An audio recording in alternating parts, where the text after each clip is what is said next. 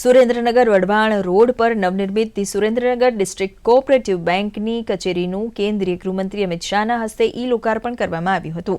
આ પ્રસંગે સહકાર મંત્રી જગદીશ વિશ્વકર્મા સહિતના હોદ્દેદારો અને ખેડૂતો મોટી સંખ્યામાં ઉપસ્થિત રહ્યા હતા।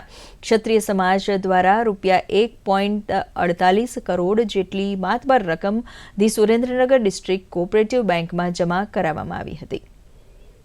खोट करती डिस्ट्रिक्ट बैंक ने आज नफो करती बैंक करवा बदल जिला सहकारी बैंक प्रमुख हरदेवसिंह परमार विशेष सन्मान करवामां आव्युं हतुं।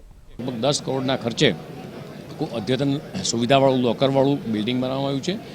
आ डिस्ट्रिक्ट बेंकना कारणे आजूबाजूना खेडूतोनो અને સભાસદોનો વિશ્વાસ વધ્યો છે હરદેવસિંહ પ્રતિ અને આ બેંકનો ખૂબ કુશળ વહીવટ અને આગામી દિવસોમાં દેશના યશસ્વી વડાપ્રધાન શ્રી નરેન્દ્ર મોદી સાહેબનું જે સપનું છે કે દરેક વ્યક્તિના બેંકમાં એકાઉન્ટ હોય, દરેક વ્યક્તિના જે ટ્રાન્ઝેક્શન છે એ કોઓપરેટિવના માધ્યમથી થાય, આ સપનું અમિતભાઈ શાહ સાહેબ અને દરેક ડિસ્ટ્રિક્ટ લેવલની બેંકો આ પરિપૂર્ણ કરી રહી છે। આગામી દિવસોમાં આ બેંક હજી વધારે નફો કરતી રહે તેવી શુભકામનાઓ પાઠવી છે। જૂના બિલ્ડિંગને તોડફોડ કરી આગળનો પાછળના ભાગને ડેવલપ કરી 4 કરોડ રૂપિયા જેવો અંદાજિત ખર્ચો આમાં કરવામાં આવેલ છે।